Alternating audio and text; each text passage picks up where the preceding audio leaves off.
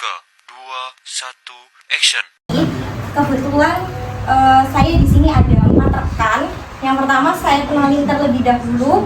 Nama saya Novia Idyasari dan di belakang ada rekan saya ada 3. Di sini tadi kan sudah dijelasin tentang adanya Google Maps ya.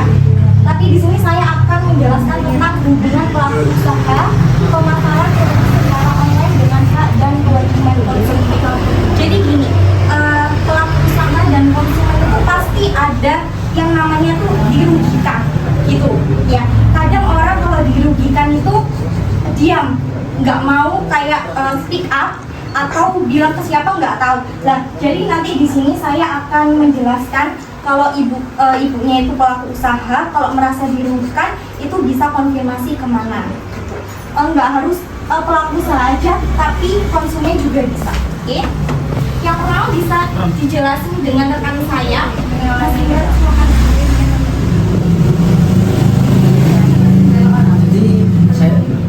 Nama saya Ibrahim Sadi. Di sini saya akan menjelaskan antara keterkaitan hubungan pelaku usaha pemasaran secara online dengan hak dan kewajiban konsumen. Nah, di sini tuh tertuang dalam pasal 40 Undang-Undang Nomor 8 Tahun 1999 tentang perlindungan konsumen. Perlindungan konsumen ialah pelaku usaha yang mengedarkan produk secara online wajib memberikan informasi yang benar, jelas dan jujur mengenai kondisi, harga, dan jaminan barang atau jasa serta penerapan yang harus dilakukan dalam melakukan pemasaran online dengan cara menghindari bias presentasi, memberikan keterangan mengenai tentang spesifikasi, ukuran, warna atau fungsi barang yang dijual. Nah, contohnya seperti pemasarannya tuh kayak mengedarkan ini skincare yang secara sudah jelas dan secara sesuai dengan spesifikasi, ukuran, warna serta barang yang sudah ditentukan untuk menjual produk itu secara online.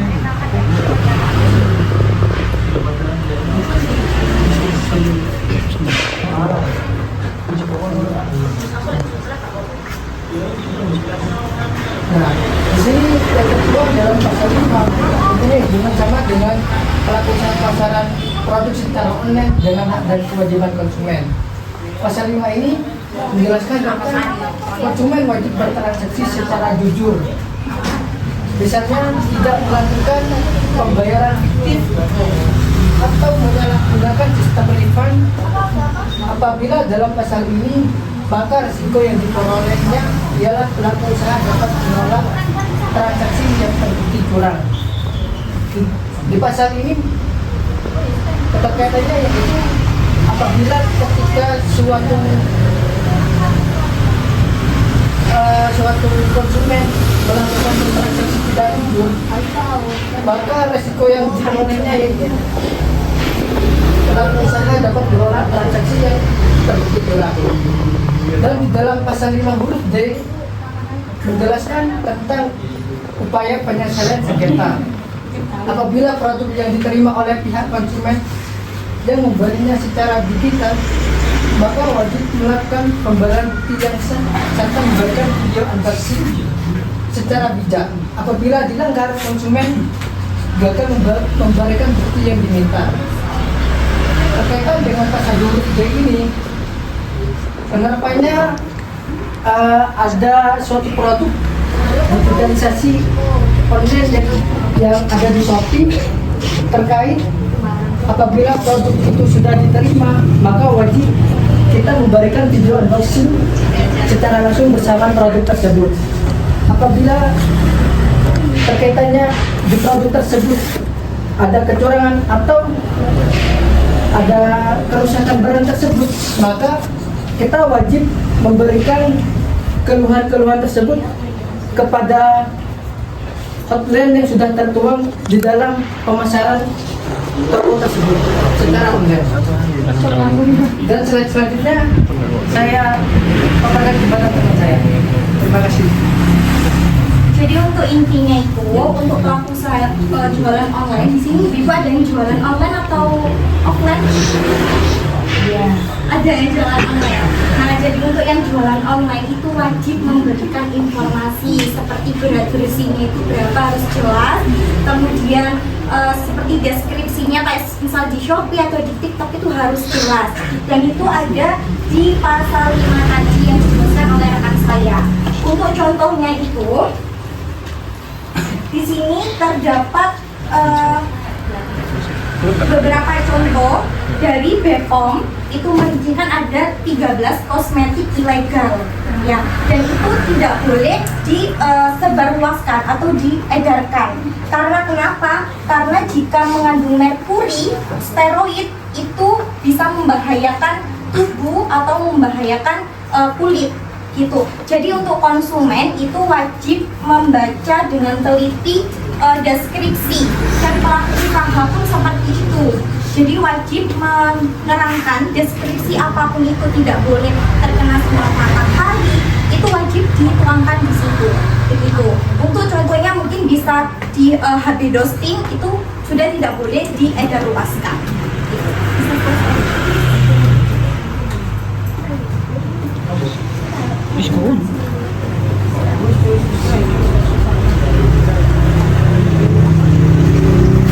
Baik, di sini saya akan teruskan dari teman saya, yaitu alternatif penyelesaian sengketa pada produk konten.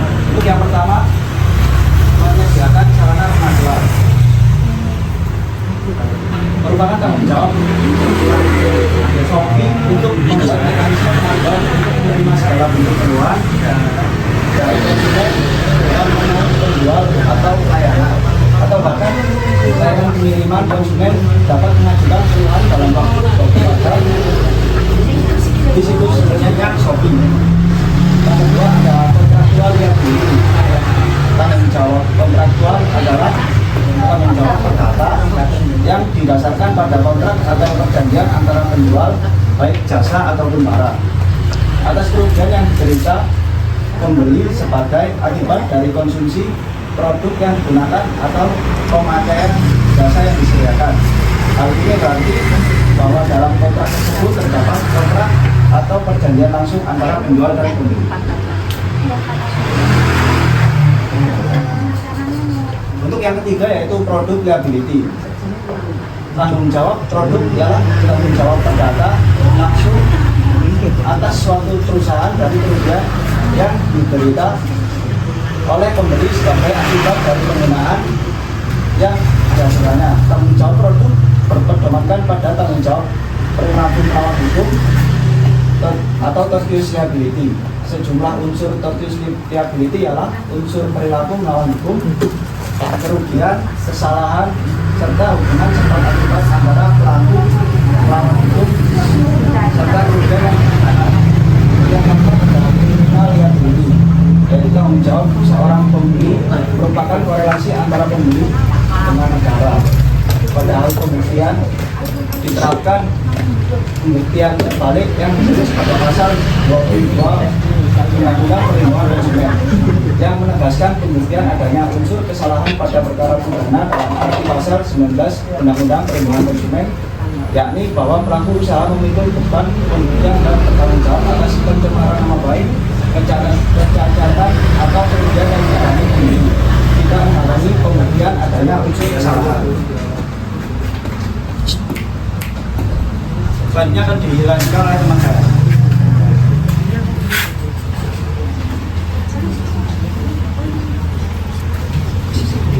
Sebelumnya, perkenalan dulu, saya Muhammad Mahfud. Saya menyampaikan tentang alternatif penyelesaian sengketa pada produk online.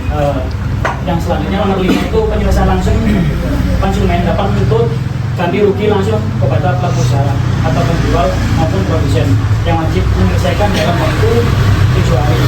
Terus yang keenam, jalur non litigasi atau di luar pengadilan melalui badan penyelesaian sengketa konsumen dengan secara mediasi, konsilasi atau arbitrase. Ini dapat ditempuh tanpa persetujuan kedua pihak untuk memilih BPSK. Yang terakhir, jalur litigasi atau pengadilan. Konsumen dapat mengajukan gugatan perdata ke pengadilan negeri atas dasar kelelahan prestasi atau perbuatan melawan hukum, menuntut ganti rugi atas kerugian yang dialami.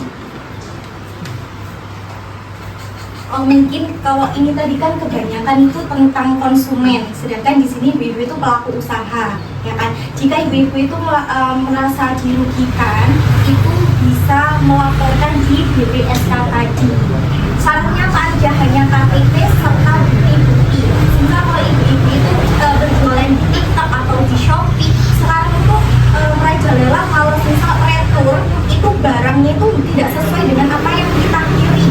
Nah, ibu-ibu kalau kita banding, kadang itu platform itu menolak, ya kebanyakan tuh platform itu menolak. Jadi kita kalau nggak bisa banding di platformnya, ibu-ibu itu kalau merasa dirugikan bisa melapor di BPSK tersebut. Hanya membutuhkan KTP serta dokumen-dokumen yang dirugikan tadi. Sekian dari presentasi kami. Apakah ada pertanyaan, Ibu? Saya rasa cukup ya. Oke, saya akhiri. Wassalamualaikum warahmatullahi wabarakatuh.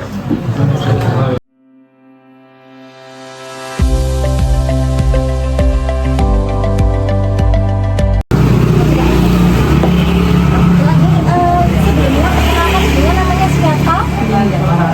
Dengan Cinta. Ibu ada usaha atau wilayah dengan catering offline atau di online juga? Online saja. Oh, by WA. Kebetulan ini kan tadi kan ada kayak pemberitahuan, bukan kayak informasi mengenai kalau misal itu ada kerugian, itu kan dilapornya kemana? Ibu ada nggak pernah ngerasain kayak kerugian, komplain customer? Pernah? Oh, nggak pernah. Ibu penjual online juga atau offline di rumah? Online, offline. Online itu di mana Ibu? Itu status WA. Oh, status WA. Berarti kalau marketplace tapi sama kita belum ya? Oh, betul. Mungkin nanti sama kakaknya bisa juga tarik. Karena kalau sekarang itu kan zamannya kan digital, ya kan ya. Mungkin bisa kayak didaftarin di Shopee atau di Instagram juga nggak bisa. Tapi sama kakak-kakaknya yang sebenarnya gampang sih Bu, kalau ada yang belajar itu ujinya gampang. Jadi nanti kalau misalnya ibunya minta tolong sama kakaknya yang lain tadi buat daftar di Shopee, kalau di Shopee itu cuma butuh KTP. Iya, kalau di Shopee itu butuh KTP. Bukan, KTP difoto gitu di Shopee. Jadi nanti kalau misalnya sudah terjun ke Shopee, ke marketplace, terus kemudian ada kendala, misalnya kalau marketplace itu lebih banyak Bu, komplainan langsung itu pasti lebih banyak daripada kayak di offline kayak gini kan ya. Kalau di offline kan mulut ke mulut aja, kalau di marketplace itu udah kalau bintang 1 langsung anjlok Bu. Nah, misal nanti kalau ibu merasa kerugian terus nggak tahu gitu mau ngajunya ke siapa, bisa nanti ke BPSK. BPSK itu aksesnya di mana? Adanya di ada bintangnya enggak Bu? Mungkin nanti langkah pertamanya kan ibu kan masih belum terjun ke marketplace ya kan, kayak Shopee, TikTok, mungkin bisa nanti sama kakak-kakaknya yang lain bisa diajar.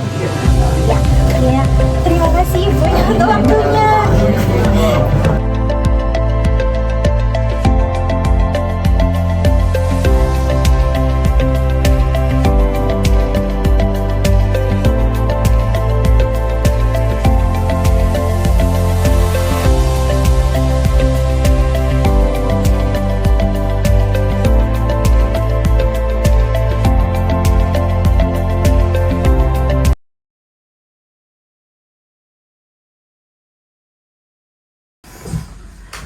Bismillahirrahmanirrahim. Assalamualaikum warahmatullahi wabarakatuh. Perkenalkan dulu, nama saya Muhammad Nafud, NIM 13123002449. Saya dari Fakultas Hukum Universitas 17 Agustus Surabaya. Di sini saya akan memberi kesan dan pesan tentang penyuluhan di Wonokromo RW 07 Surabaya. Saya memberi kesan selama proses penyuluhan di wilayah Wonokromo RW 07, saya memperoleh pengalaman yang sangat berharga, lingkungan masyarakat yang ramah, terbuka, dan penuh semangat kebersamaan. Membuat kegiatan ini berjalan dengan lancar. Partisipasi warga yang aktif serta suasana yang kondusif memberikan kesan positif dan memperkaya proses pembuatan video. Sehingga pesan yang ingin disampaikan dapat tergambar dengan baik. Saya berharap penyuluhan ini dapat memberikan manfaat bagi masyarakat, khususnya di warga Wonokromo RW 07, serta menjadi media informasi dan edukasi yang positif. Semoga juga semangat kebersamaan, kebudayaan sosial, dan kerja yang telah terjalin dapat terus dipertahankan dan ditinggalkan demi kemajuan lingkungan bersama. Sekian pesan dan kesan saya. Assalamualaikum warahmatullahi wabarakatuh. Goodbye. Assalamualaikum warahmatullahi wabarakatuh.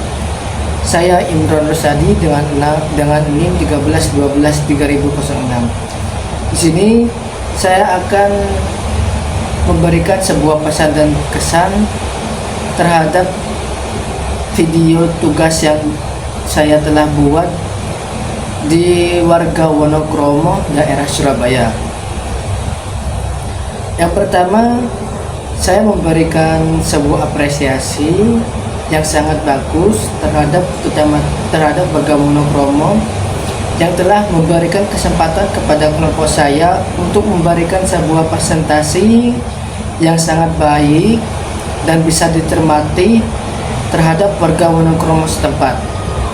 Yang kedua, apa yang telah saya sampaikan pada saat memberikan sebuah edukasi ataupun penyuluhan terhadap warga Wonokromo, sehingga warga Wonokromo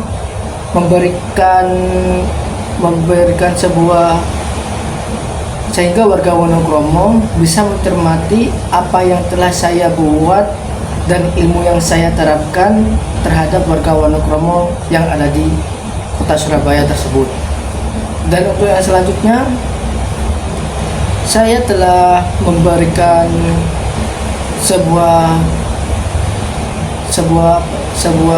kesan yang sangat bagus terhadap warga Wonokromo, bahwa warga Wonokromo tersebut itu sangat kompak untuk bisa mendatangkan orang-orang sekitar agar supaya datang dan memahami apa yang telah saya paparkan pada penyuluhan yang ada di Kabupaten Surabaya, khususnya di Kecamatan Wonokromo. Itu saja dari saya. Mohon maaf apabila salah dan kata. Wabillahi taufiq wal hidayah. Wassalamualaikum warahmatullahi wabarakatuh. Pada kesempatan kali ini, saya akan memberikan review lengkap mengenai acara penyuluhan perlindungan konsumen yang berlangsung di Kelurahan Wonokromo, Surabaya. Kegiatan ini berjalan dengan sangat lancar, tertib, dan mendapatkan antusiasme yang tinggi dari warga. Acara penyuluhan ini dimulai pada pagi hari dengan rangkaian acara yang tertata rapi. Rekan-rekan telah menyiapkan seluruh kebutuhan acara dengan baik, mulai dari tempat duduk peserta, materi penyuluhan, hingga sistem dokumentasi. Kesiapan rekan-rekan juga terlihat dari kelancaran jalannya acara sejak awal. Para peserta hadir dengan disiplin dan mengikuti jalannya penyuluhan dengan penuh perhatian. Banyak warga yang antusias karena materi perlindungan konsumen merupakan topik yang sangat relevan di tengah perkembangan digital dan maraknya transaksi online. Dalam penyuluhan ini, rekan-rekan menyampaikan berbagai informasi penting seperti hak dan kewajiban konsumen, cara mengenali produk bermasalah, pentingnya membaca informasi label, hingga prosedur penyelesaian sengketa ketika terjadi masalah dalam transaksi. Penjelasan disampaikan dengan bahasa yang lebih mudah dipahami, disertai contoh kasus yang dekat dengan kehidupan sehari-hari. Selain materi utama, rekan-rekan juga menghadirkan sesi wawancara yang memberikan kesempatan kepada warga untuk menyampaikan keluhan, pengalaman, dan pertanyaan langsung. Hal ini menjadi nilai tambah karena peserta merasa dilibatkan dan didengarkan. Dari sisi penyelenggaraan, acara ini dinilai sangat tertib dan nyaman. Keseluruhan kegiatan berjalan tepat waktu dan tidak ada hambatan teknis berarti. Antara rekan-rekan dan peserta terjadi kerjasama yang baik sehingga acara penyuluhan ini benar-benar membawa manfaat bagi masyarakat Kelurahan Wonokromo. Demikian review acara penyuluhan perlindungan konsumen di Kelurahan Wonokromo, Surabaya. Kegiatan ini tidak hanya sukses dalam pelaksanaannya, tetapi juga memberikan pengetahuan penting bagi warga agar lebih cerdas, waspada, serta bijak dalam bertransaksi, terutama di era digital.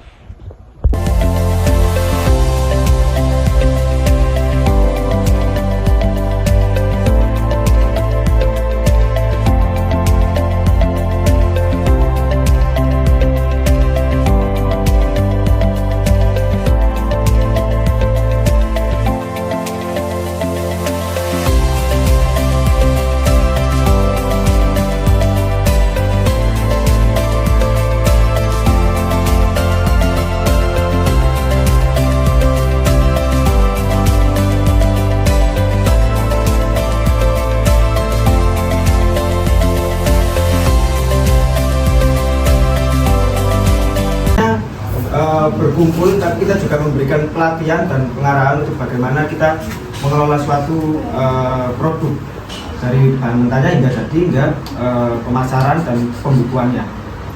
Oke. Assalamualaikum warahmatullahi wabarakatuh. Perkenalkan, nama saya Rivaldi. Saya salah satu warga Wonokromo. Di sini saya akan menjelaskan tentang produk digital,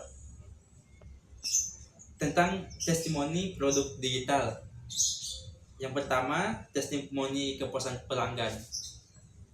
Saya merasa sangat puas dengan pelayanan di toko ini. Barang dikemas dengan rapi, pengiriman cepat, dan kualitas produk sesuai dengan deskripsi produk. Yang kedua, ada testimoni pengalaman positif. Bermitra dengan perusahaan ini merupakan pengalaman yang luar biasa. Mereka menunjukkan profesionalnya yang kuat, memiliki sistem, tekstur dan berfokus pada customer. Yang ketiga, testimoni hasil konkret. Saya telah melihat peningkatan signifikan dalam penjualan online. Saya setelah menggunakan produk ini, mereka memiliki fitur yang lengkap dan mudah digunakan. Yang keempat, testimoni kelebihan produk. Produk yang saya beli di toko ini sangat berkualitas, sesuai dengan deskripsi. Saya sangat merekomendasikan toko ini kepada teman-teman saya. Yang kelima, testimoni pelayanan pelanggan. Saya sangat terbantu dengan customer service yang responsif dan ramah. Mereka selalu siap membantu saya dengan pertanyaan saya.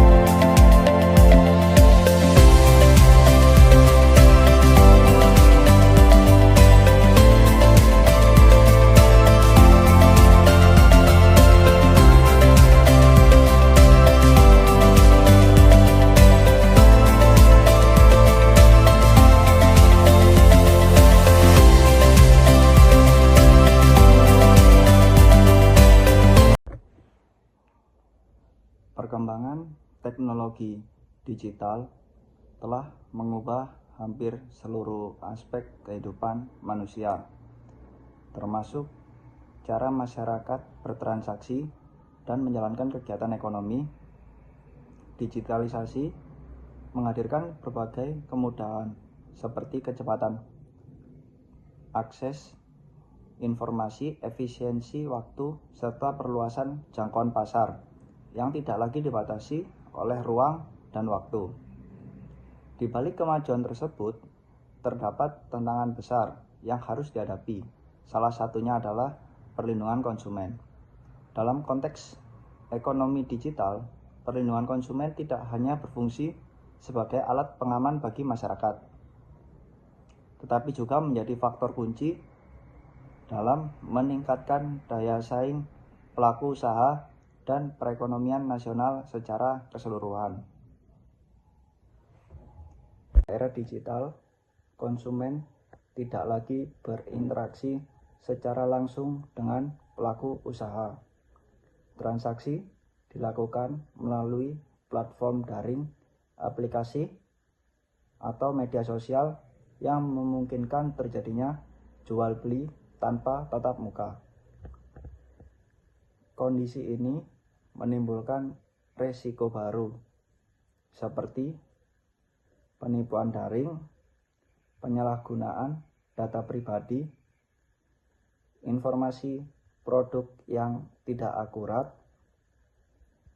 serta kesulitan dalam mengajukan pengaduan atau mendapatkan ganti rugi.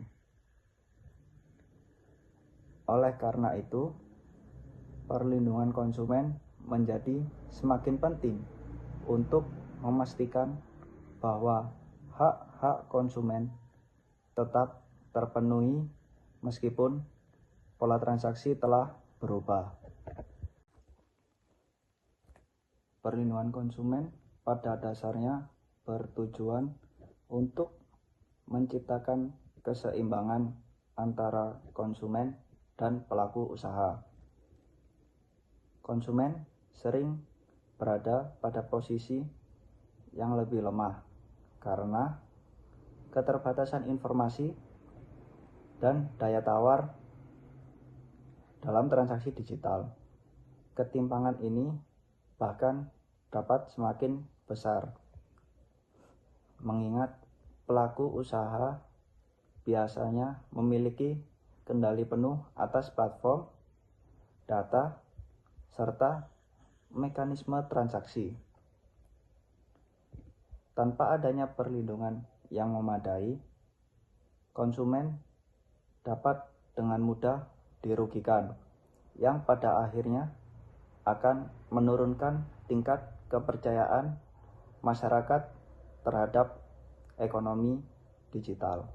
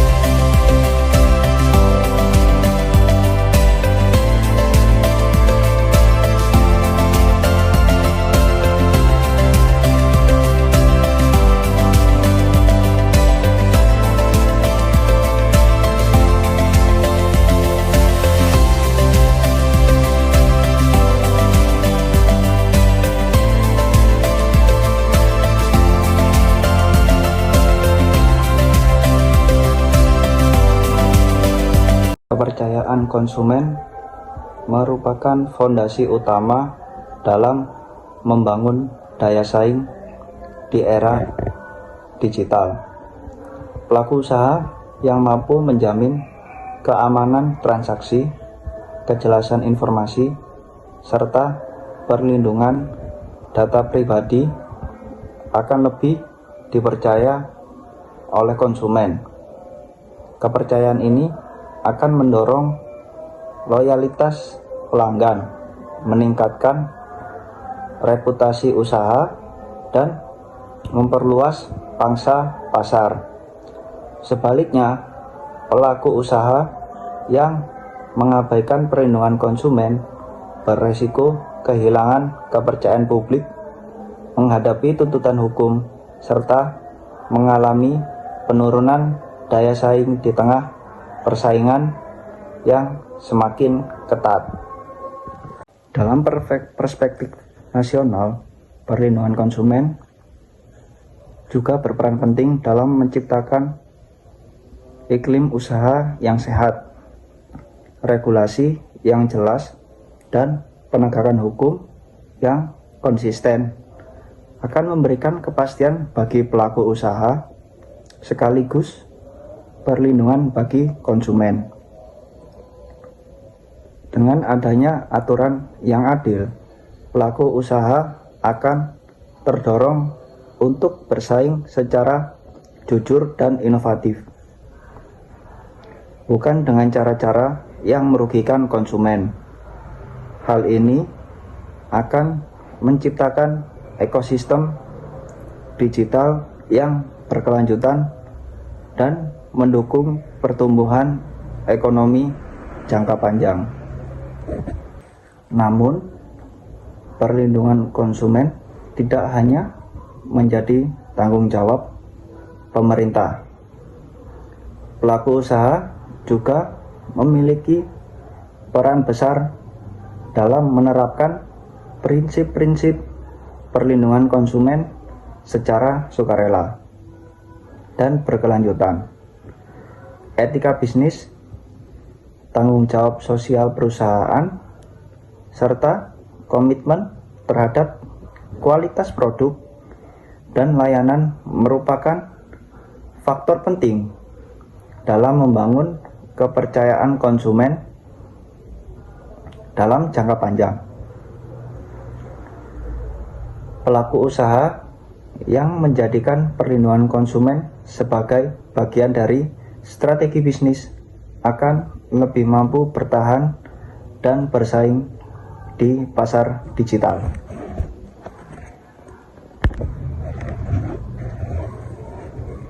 Di sisi lain, konsumen juga perlu diberdayakan agar mampu melindungi diri mereka sendiri. Literasi digital menjadi kunci dalam menghadapi berbagai resiko transaksi daring. Konsumen yang memiliki pengetahuan dan keterampilan digital yang memadai akan lebih kritis dalam memilih produk, membaca ulasan, memahami syarat dan ketentuan, serta melaporkan pelanggaran yang terjadi.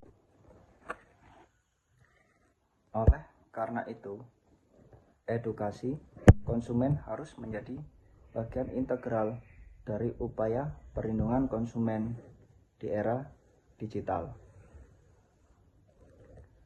Perlindungan konsumen yang efektif akan menciptakan hubungan yang saling menguntungkan antara konsumen dan pelaku usaha. Konsumen merasa aman dan nyaman dalam bertransaksi, sementara pelaku usaha memperoleh kepercayaan dan loyalitas pelanggan. Hubungan ini pada akhirnya akan meningkatkan daya saing baik di tingkat nasional maupun global. Dalam konteks perdagangan internasional, negara yang memiliki sistem perlindungan konsumen yang kuat akan lebih dipercaya oleh mitra dagang dan investor asing.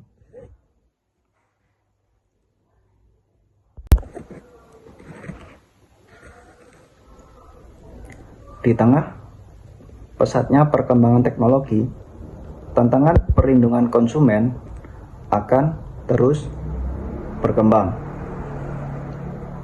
Munculnya teknologi baru seperti kecerdasan buatan, big data, dan ekonomi platform menghadirkan peluang sekaligus risiko baru.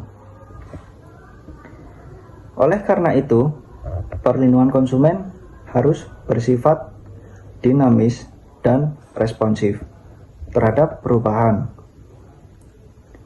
Regulasi yang kaku dan tertinggal akan sulit menjawab tantangan era digital, sehingga diperlukan inovasi kebijakan yang berorientasi pada kepentingan konsumen dan keberlanjutan usaha.